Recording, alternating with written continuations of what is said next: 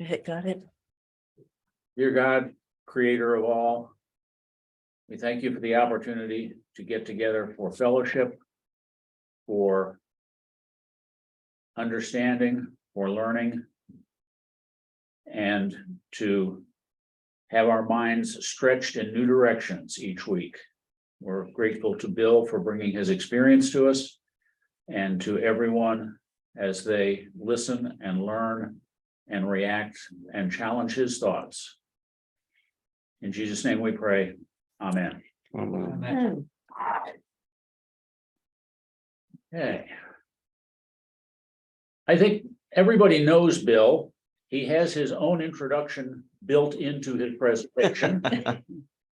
I'll just add one thing that he didn't add, and that is he also wears the hat of passionate Northwestern University football fan. Yes. Yeah. It's not an easy hat to wear. Heavy And burden. this is the first time I think we have ever had in the title of a presentation the name of Barabbas. Mhm. And having looked at the slides last night, it is a really challenging presentation. So Bill, Well, thank you. Thank you. share your Steve. screen. Yeah, thank you to Steve and the committee for having me. As he and Yoshi know well, I have been a little bit reluctant and resistant to being a speaker.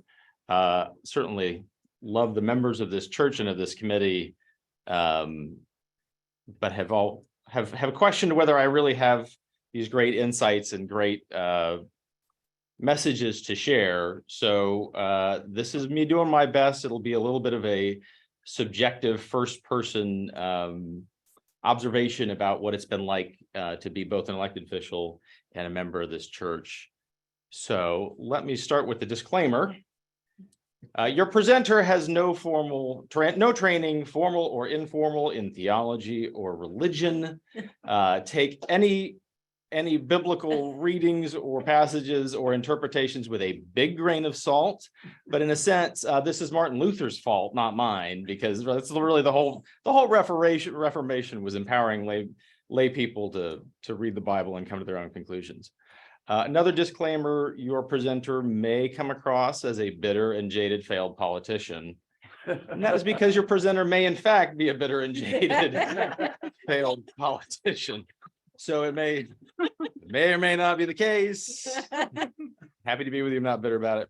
So as I said, the following is sort of a subjective first person perspective of what it has been like for me to be an elected official, and some things about my perspective sitting in these pews along with the rest of you that may not be different, but may have given me a slightly different perspective on things, and in one particular area of our faith in particular.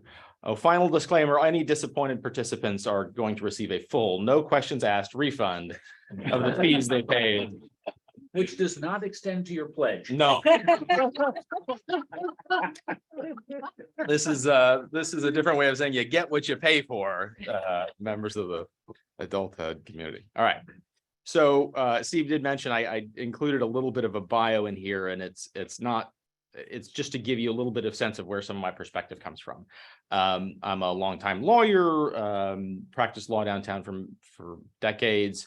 And then I was appointed to the General Assembly in 2007. I was not expected to win the appointment process. I was sort of this dark horse. Everybody expected two other candidates to win, and then I wound up winning on the first ballot, contrary to all the expectations. There's not a whole lot of press that covers the General Assembly, and certainly not appointments. There was one blog post written about that appointment. The title of the blog post was "Who the frick is Bill?" Because everyone was shocked by my selection. It's still in like my Google hits. I still can't get it far enough down. But I went on to serve in the General Assembly for 3 terms, served as the parliamentarian, which is a role in the senior leadership. And then I got to serve as the majority leader for a couple of sessions. After the last election went poorly, I have been in private practice, and I started my own firm focusing on state and local lobbying last year, and of course, a longtime Bradley Hills member. part of why I put this series of roles out there is actually to highlight this parliamentarian role. And I know it sounds like a ridiculous title. I know it sounds like something teenagers are. In fact, I can tell you that because I was the Bethesda Chevy Chase High School parliamentarian in 1993. And so I think there's a tendency to look at that. Sure, that's not a real leadership position. That sounds fake. But it actually was a real part of the senior leadership in the House of Delegates. And it was actually a pretty stressful job because the role of the parliamentarian was to assist the body. And by that, I mean, assist the speaker and the majority party, generally speaking, in addressing any parliamentary objections, unusual motions, trickeration. And I will tell you that nobody pulls out a parliamentary trick on bills that everyone agrees, right? If something's going to pass unanimously, they're not breaking out some crazy motion, they're just voting yes. So these parliamentary challenges would only happen when there was real conflict, sometimes where there was a lot of attention on the bill. So being a parliamentarian meant you had to be ready to deal with these obscure rules that not everybody understood on big bills where there might be TV cameras watching in addition to the 200 members around you. And then here's the other kicker. Nobody tells you that they're going to pull a parliamentary trick on you, right? Nobody says, hey, on Tuesday, Bill, be ready. I'm going to try to lay this bill on the table and you need to be ready. They spring it on you without warning. So I would not know something was up. And this is from opponents of the majority party, usually the minority party, but sometimes people who disagreed from our own party. But they don't tell you this is coming. And the way I would know is I would look around and somebody would have their rule books out. And when I saw somebody thumbing through the rule books, I'd think, all right, the butterflies have come out. Something's brewing. I better be ready. And they don't tell you what it is. I just better be ready. And I have this nervous sense that somebody was going to do something and I had to be ready. And I mention that because I've often thought that may be how David Gray feels when he sees me pulling out the Bible, because he knows I'm thumbing through it and I'm come up with something that I'm upset about, or I have questions about, or I demand answers. And he's going to get some sort of email out of the blue that demands he explain some psalm or some other story, some parable. And I can imagine he's gotten some of those. First of all, he doesn't want to get those emails. He shouldn't announce his email 3 times in every sermon. But I imagine from time to time he's tempted to remind me that he didn't write the Bible, and he's not personally responsible for explaining all this. But today's talk is in some ways about some of those, particularly one section of the Bible and one part of our story that I think it's slightly different perspective on. Maybe not different from you, but I think maybe different from a lot of people based on my role as a government official. So this is literally and figuratively the view from my pew. Bethany and the kids and I usually sit on the right-hand side of our sanctuary, usually the 3rd row, sometimes 4th. We a certain number of feet behind Pat Stocker. And from that close vantage point in our sanctuary, we're very close to the cross that's hanging ahead of the pews. And there's something about our cross that I think is powerful and maybe a little unique. Our cross, this one that I have the picture of, is not a shiny inspirational medallion, right? It evokes in a much more literal way the actual crosses that would have been used in the crucifixion. Something about the size, the fact that it's wood, the fact that it's bound together with rope. I mean, it feels to me to really evoke the real historical artifact. I was a member of the General Assembly when we repealed the death penalty. And so I think about the cross, and I think about how that was the tool of exercising the death penalty 2,000 years ago. I have in the slides here, it's the 33 AD electric chair, which is a little melodramatic, but you understand.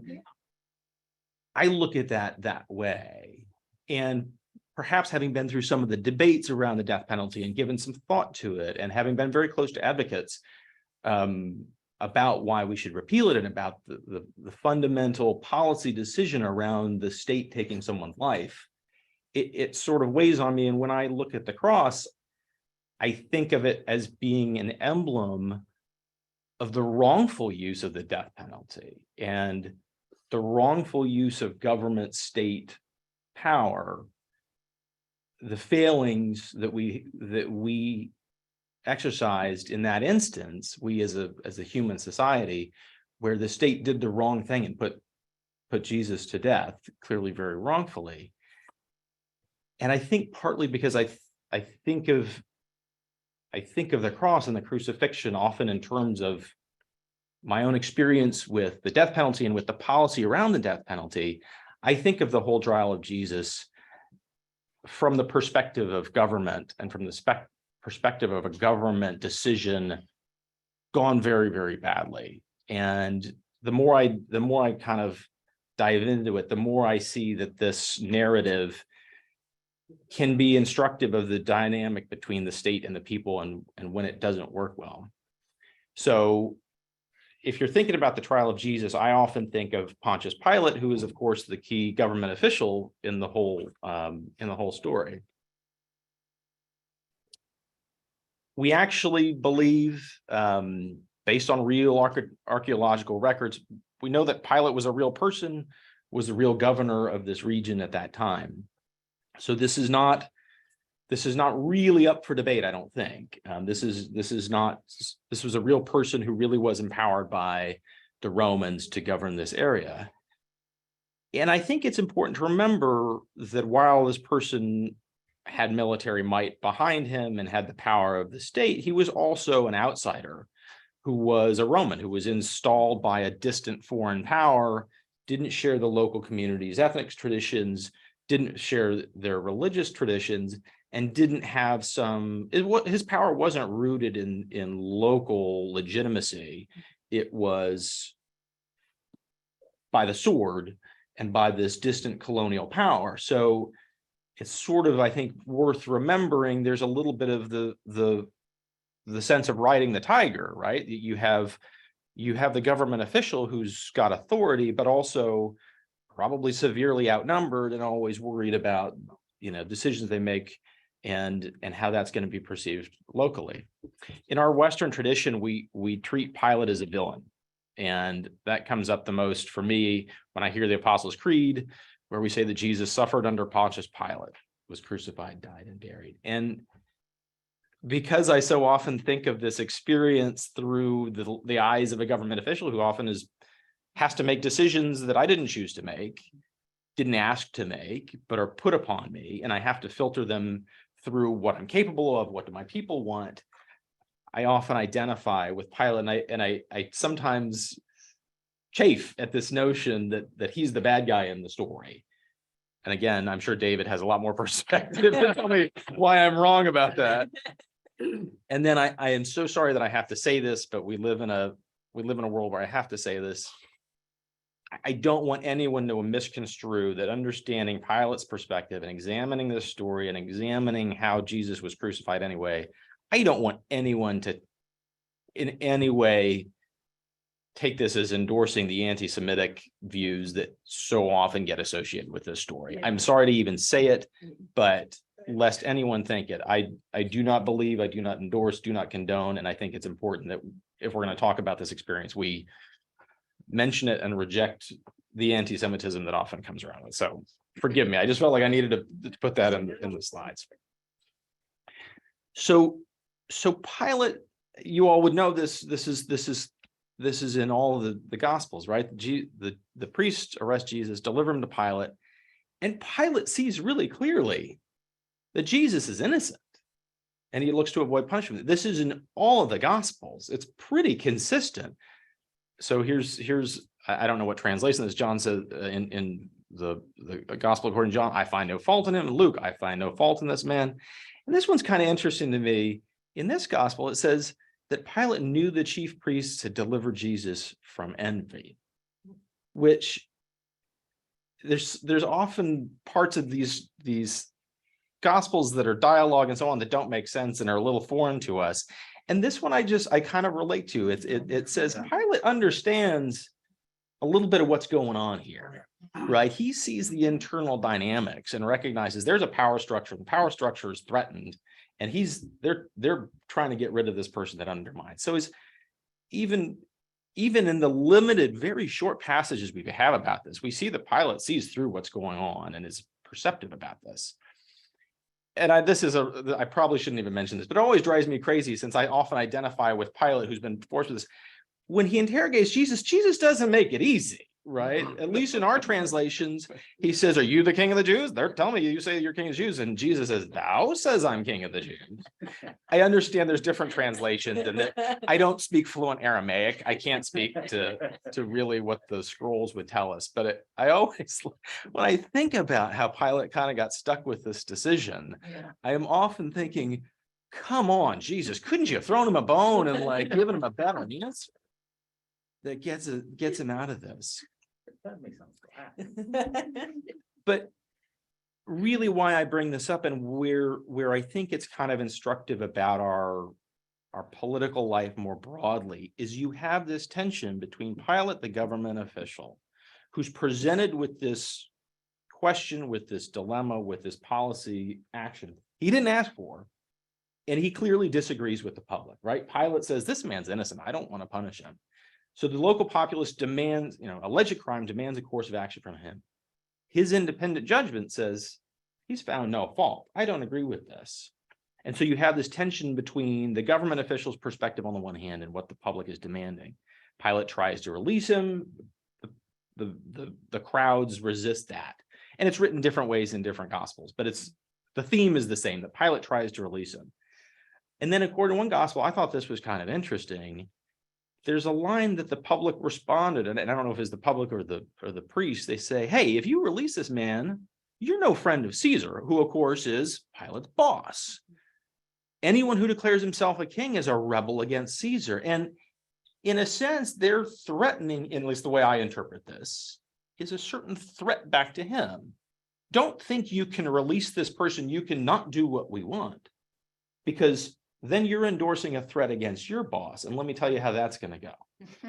Right. So it's a certain manipulation of the hierarchy there, where they say, this isn't just a crime from our perspective. This is a crime against Caesar. And how dare you do that? So there's this real push-pull tension between them. And so I have often, there's a line about Barabbas having him flogged and released. And I didn't pull the right passage, but I always think of that as sort of an attempt at compromise, right? I don't think he's guilty. I'm not going to put him to death, but how about we just have a good flogging? And then at the sort of end of the story, he seeks to have one of the prisoners released and sort of puts that question to the public. I think of that as almost sending things to a referendum, right? Okay, I don't think so. Let me put it back on you guys. You might think of it as maybe a loophole or some technicality, but he's clearly looking for all these ways to get out of this course of action that he disagrees with. So to take a step back, I think it's illustrative of what we know government officials and the public deal with on a regular basis. Lower stakes, to be sure, than the crucifixion of the Messiah. But nevertheless, we have this constant dynamic with elected officials, their judgment, and the public and their judgment. And you probably remember from civics class, there's a couple of different, traditionally two models for how we view the actions of representatives acting on behalf of the public. It's more apt for electoral democracies, for representative democracies, but it really still fits any government official who has to balance this decision between following their own judgment and following the judgment of the people. So Edmund Burke had this notion of the representative as a trustee. And in that paradigm, the representative is encouraged to use his or her own independent judgment. We've entrusted these decisions to you, representative. Use your judgment to decide on our behalf. And in that model, you want your representative to be exceptionally wise or intelligent or have perspective experience. There's a sort of elitism built into this model, right? We're trusting you to make these decisions because you're capable of making better decisions. And then the other paradigm is the representative. It's often described as a delegate, but I think can be confusing because we delegate to trustees. So I think proxy is a sort of better way to think of it. And in that paradigm, the representative is supposed to act as an instrument of the popular will. And you're there to make these decisions for us the way we would decide them. And in that situation where if the representative is making their own decisions, it's sort of a breach of the public trust. And so there's almost the anti-elite where the ideal representative is your average Joe making the same decisions. And the reality is what my kids NSL or national, state, and local governments call the Politico model. And that's where you see elements of both. And the way I think of it is really more that you may want to be a trustee. You may want to follow on your own conscience. You may want to be Pilate releasing the prisoner, but there are limits to, practically speaking, the ability of the government official to do that. And you see who I have a picture of, right? This is Liz Cheney. And I don't put that up for some partisan purpose, but Liz Cheney is a perfect example of someone who insisted on following her own judgment and is no longer a member of the House of Representatives. So in my view, the more opportunities there are for democratic actions, the more difficult it is to follow that trustee model. So, somebody who's got a long 6-year term, like the senators do, they're not going to be called before the public again, and you're going to have it's going to be easier for them to follow their judgment and not follow the will. So the more frequent the elections are, that makes it harder to follow that trustee model. But there's other forms of democratic action that can also sort of make that more difficult. Recall elections, I have here referenda and ballot initiatives. So in other states, you often have other forms of direct democracy. You probably know that California's got these ballot initiatives. Where if the legislature doesn't do what they want, they just put it on the ballot. You can have things petitioned. And I think what we'll see long term, it's tough to stay as a trustee. Long term, the public will wins out. And this is just a constant tension for anyone who's in public leadership, particularly for elected officials and elected actors because of that dynamic. But it's true of all of them. And I'll say, and I think of this thinking of Cheney, it's very easy to rationalize why you shouldn't keep following that trustee model and you don't follow your conscience. It's very easy to think about and say, all right, look, if I don't do what the public wants, they're just going to replace me with someone that does. If I vote against this, it's going to make everyone mad and they're still going to petition it to referendum or they're still going to have it struck down. So it's very, very easy, particularly for elected officials, to rationalize doing what's popular with the public. But this is a fundamental tension we all have. And to me, it's a lot of what that Pontius Pilate story is weighing whether he can be a trustee and follow his own judgment or has to do what the crowds want. So this is where Barabbas comes in. This is the other figure in the story. Not a well-known figure, I think, in the Christian pantheon, if you will, not one we talk about a whole lot here in Bradley Hills, but he is discussed in all of the Gospels telling the story. So there's something there in the story. This is a meaningful figure somehow. And how Barabbas is described, so I should have put this in. Barabbas is the other prisoner, is one of the other prisoners along with Jesus. So Mark, they describe him, Mark says, he was among the rebels in prison who had committed murder in an insurrection. There was a man called Barabbas.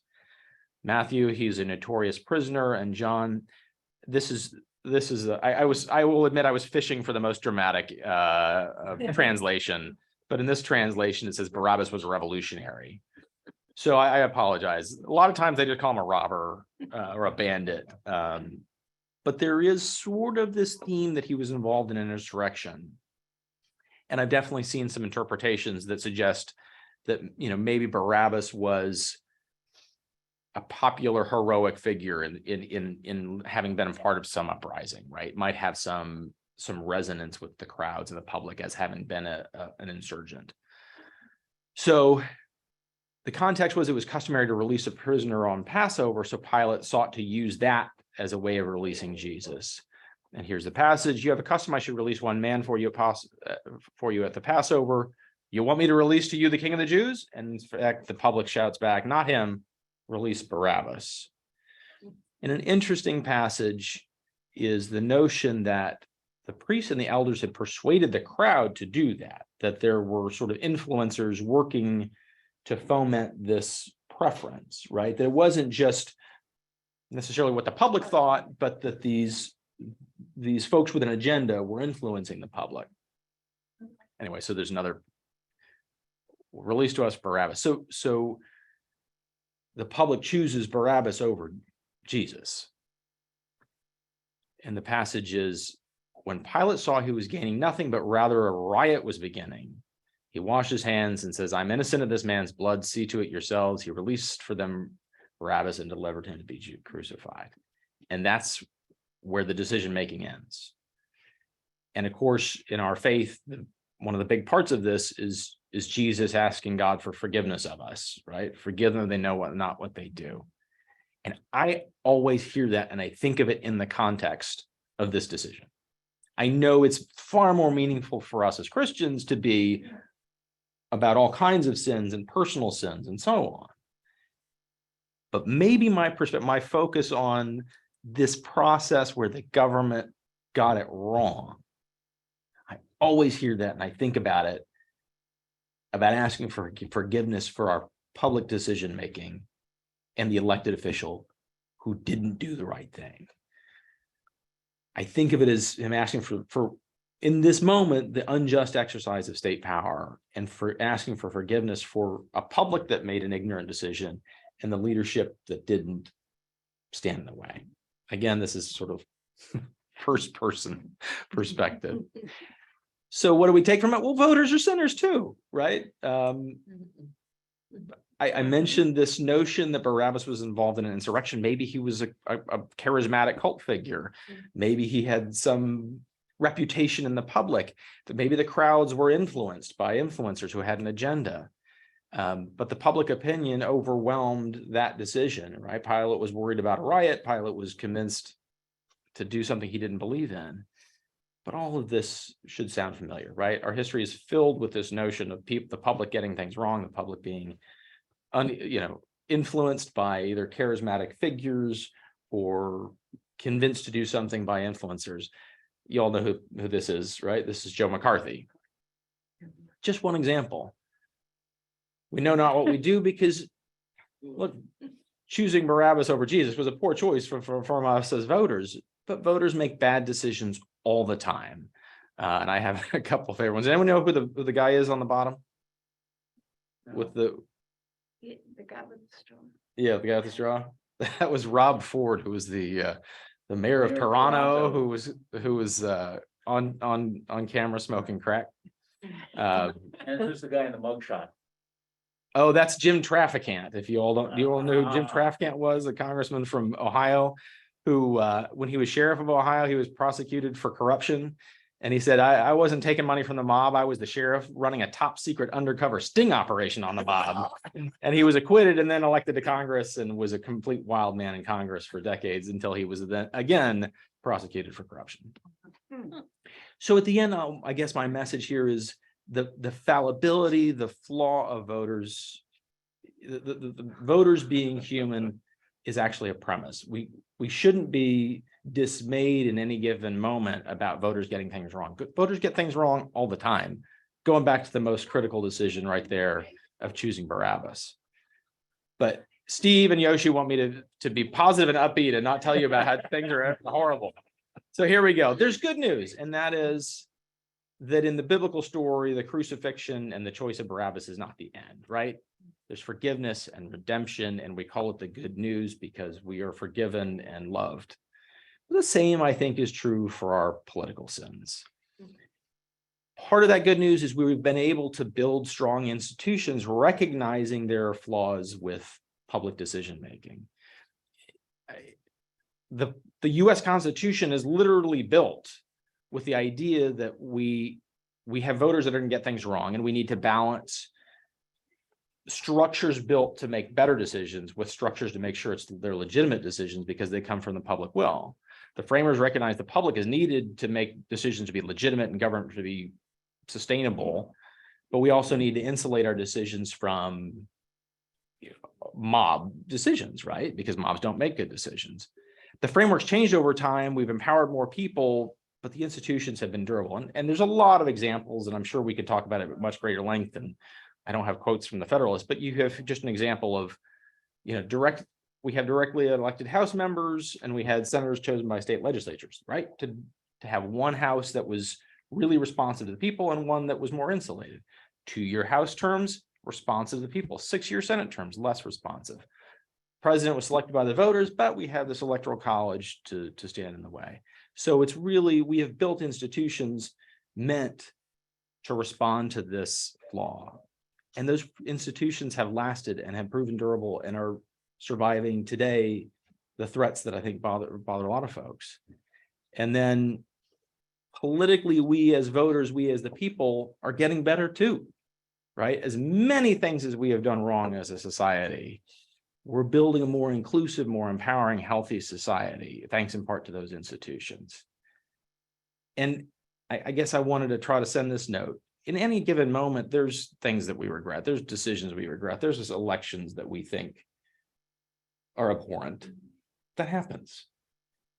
We don't expect linear progress in any part of our lives. We shouldn't expect that in our political and social lives. So to borrow a line from King, the arc of the moral universe is long, but it bends toward justice. And I'm ending with this photo to sort of try to tie this up on a high note, which is, you all know who this is. I hope this is the new governor of Maryland, Wes Moore.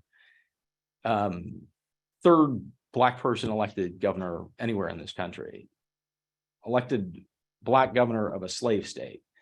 Goes to work every day in a house built by slaves. And he won with an enormous lead, 30% vote.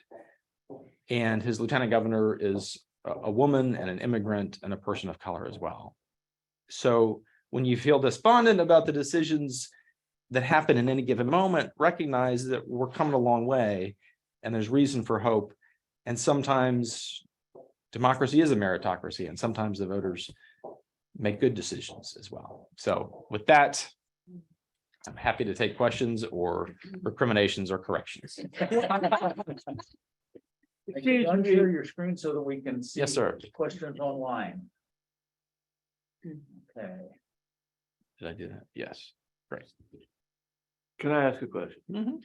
It seems to me that the Romans needed the consent of the rich and powerful to stay in power.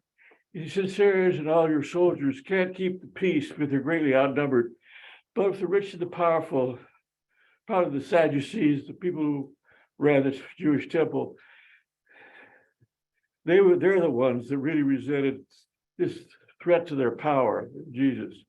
So we tend to blame the Romans, but I think the rich and the powerful of that society were probably equally to blame.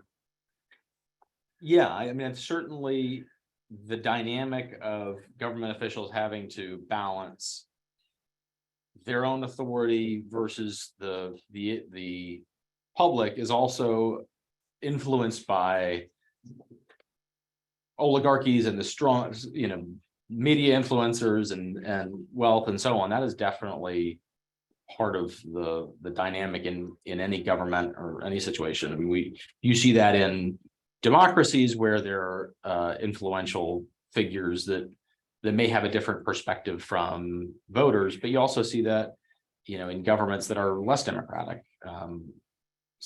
You think of czars and having to manage the courts and having the threats to different autocracies coming from the elites as well as the public. Yeah. So Jesus preached to the poor. He didn't have any traction with the rich and the powerful. He didn't, that wasn't his goal, but also I'm not sure he was known very well to the elite. Because he stayed with Right. Wasn't his priority, right? the Yeah. poor. Yeah, and from what I know, probably not really interested in building goodwill with No. those elites. Yeah, goes in and No, not at all. overthrows tables in the temple. We're told about the Pharisees, but not the Sadducees who came to question him. Sadducees weren't interested. They're the rich, associated with the rich and the powerful.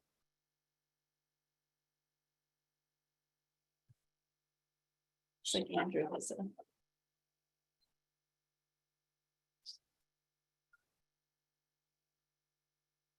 Helen says one can infer unicameral legislatures are not as effective. Well, I would say they're probably not as. There are fewer hurdles in a unicameral legislature. We here in Montgomery County have a unicameral county council. And it is, I think, there are fewer hurdles because there is only one body there. But there's a lot of other sort of procedural things that make a difference. Sometimes there's in the General Assembly, we had a tradition of leaving bills in committee, and they were known as that was known as leaving a bill in the drawer, that the chairman would just leave it in her drawer. And it was sometimes decried as undemocratic because you wouldn't have to take a vote. But it was actually a really helpful tool where you had these situations where there might be popular will behind something that the members thought this is not a good policy. And it actually can be a really helpful tool because it might be very difficult for members to take a particular vote because the public, the primary Democratic or the primary voters of any given member might insist on a certain perspective. But if the members thought it was not a helpful perspective, they could leave it in the drawer. And I've seen it's a very different dynamic in other legislatures that don't have that tradition. So the county council doesn't have that tradition. And so it's much harder for those members to ever not do what the public wants because they have to take a vote. And even if they have strong reservations about it, if there are political pressures put on them, it's much harder for them not to do what the public wants. Whereas in Annapolis, and this is just the two comparisons I know well, that procedural ability of leaving things in the drawer was very helpful to not take actions that we had reservations about.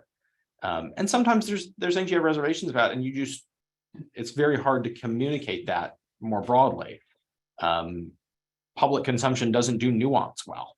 And sometimes you might have a headline about a bill and everyone supports the headline, but when you actually dig into it, the implementation is much more problematic. And sure, everybody agrees with this goal, but actually the process that we would need to take to get to that goal might be very, very problematic. But at the same time, though, putting a bill in a drawer, over time within the legislature, public pressure has built, minds have changed. The example I'm thinking of is reform of the parole system. Finally happened, last year before? And it had been resisted within the legislature for a long time. Yeah. And Maryland had one of the most problematic parole systems around. Right. Yeah, and that's a great point. So you still have the ability to exert that pressure. It's usually going to be led by sophisticated groups that are engaged in it. And so you do see that. You do see things that were left behind. There was a alcohol tax increase that got left in the drawer for a decade. And the advocates finally insisted, this is going to be our year. And they tied it to anything, and they built enough public pressure that the public demanded the members commit. Particularly, you'll see around election time, I want you to commit to doing this, or they'll sign a pledge, and then they'll put pressure on folks when that doesn't happen. At the national level in the U.S., we've built both of these theories in from the beginning, essentially with the Hamiltonian view that people are essentially bad and that we need government to control the sinners, versus the Jeffersonian view that people are essentially good and government should stay out of the way as much as possible and delegate as much social action as possible to the private sphere. And there's always a tension between the values of expertise and legitimacy, right? I mean, the trustee model is going to benefit from expertise, but if they keep going their own way and it's not, the popular will, over time that's becomes more tyrannical, right? You need the tools, the systems in place to make sure that your government is rooted in popular will. As uninformed as popular will may be. Maybe, yeah. And so that's why, yeah, I think the Constitution was built with the notion that you needed to ensure legitimacy and you needed to have a role for the public for it to be a sustainable. We see this playing out in public policy issues all across the country every day now. Right. What goes into our school textbooks? Right. Yeah, and there's a lot of examples of where you want to insulate some decision making from popular will, and I'm having lived through it. There's a lot of them, and sometimes you can sometimes you could rely on governments to restrain themselves, but building that into the structure I think is important. Yeah. Hi, Bill. Thank you so much. Finally, presentation. I really appreciate it. I think we planned before COVID, so I can see the new pictures in there. Thank you. And also from now on, when I read the Bible, I have some totally different view about Pontius Pilate. Now I can read it. And I can see him with sympathy. Well, yeah. I want us to be clear. This is my first person, probably uninformed, undereducated perspective, but it has always felt to me that I see in some of these words, I find no fault in this man, the attempts at releasing him. I can relate to it in ways of having tried at different times to resist popular will, sometimes successfully, sometimes unsuccessfully. And that's not to say that I was always right. There's probably times where I was stuck on things and didn't agree. And maybe it was good that the popular will won out. But I definitely see that tension in this story. And my question is that I can see also both voters as innocent people, right? And voters are manipulated or influenced, and behind the money works. So, and if we look at the John McCarthy, he is a manipulator of he used the newspapers, all medias and TVs, and we can see that now still. Unfortunately, I think more misinformation, disinformation is increasing, and because of social media. So you have some view about this. Yeah, and that's why I wanted to highlight the notion that the crowd was influenced by, I forget how they said it, the chief priests and so on, is because it really to me does resonate this notion that voters can be influenced into coming to a particular perspective. And you're totally right. McCarthy's one example, but I mean, the world is filled with them, of the public being stirred into bad places. And sometimes the elected officials or the government officials know that and want to be resistant. Other times they're more than happy for the public to be inflamed and to be inspired. But I like seeing, I think it's powerful to see that in this passage, because like you say, we see it today, we see it in influences among social media. I mean, the US history is filled with it. The whole Spanish-American War being influenced by what do they call it? Yellow journalism, Yeah. right? Yeah. I mean, this is a flaw in us as human beings. And the fact that people could be influenced about the Spanish-American War by yellow journalism is no different from people being influenced by what they see on Facebook or online. And it's a matter of degree and medium, not a matter of fundamental principle, in my view. Question from Owen Silky in Florida. What to do about repeated bad decision making? And question 2, Florida is a place where the arc of justice is receding. There's a reason we have the phrase Florida man in our politics. Well, the question I'm at, You can't hear, they can't hear you, you have to go. I did. The question I'm asking is really, you talked about, being gracious to the bad decision maker, but what if the decision making is repeatedly bad and goes on over time? Seems to me a different situation in terms of forgiveness.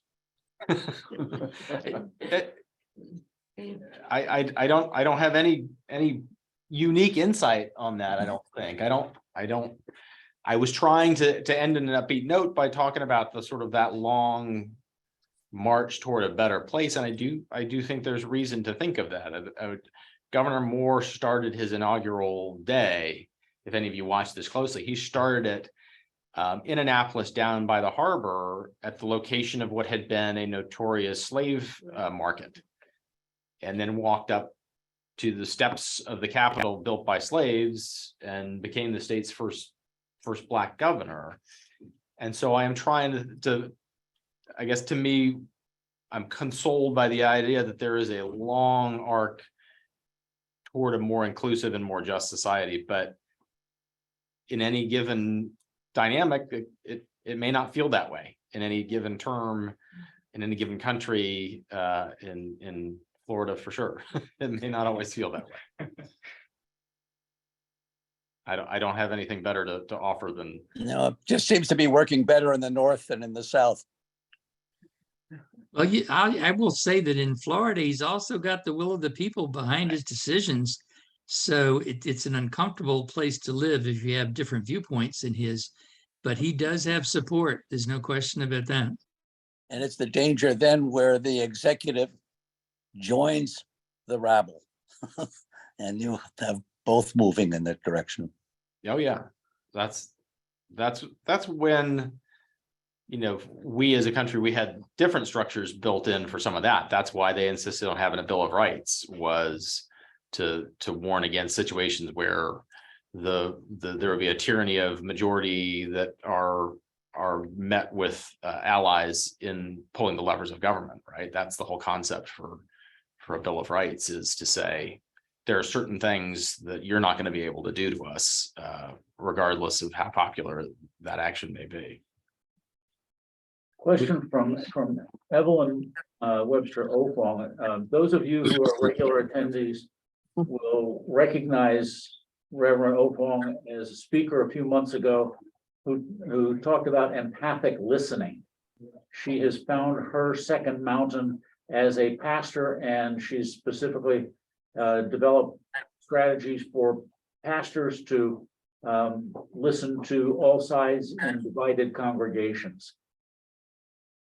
For those in the room here, her question / comment is, yes, Jesus provides forgiveness for adverse people and their political policies and decisions, like not being able to vote before the Voting Rights Act of 1965. However, what about the consequences of this I know it decision? was bad. I just wanted to. What should the Christian perspective of the sufferers, especially those who are marginalized in the society, such as the Jews in the McCarthyite era? Y'all are looking at me, but I think maybe Evelyn should be answering that one. I am more expert as a elected official than a Christian, let me assure you, but I do think there's a beauty of the progressive Christian tradition of civil rights is partly the answer that I would come to. You remember that the freedom riders were heavily populated with, Christians. The civil rights movement was driven in part by Christians, and our record isn't perfect on civil rights or on human rights generally, and it's not perfect even today, but there is a beautiful tradition of people viewing the charge of this faith as being extending rights and supporting minorities that have been subject to discrimination and repression. I guess that's the best I could say.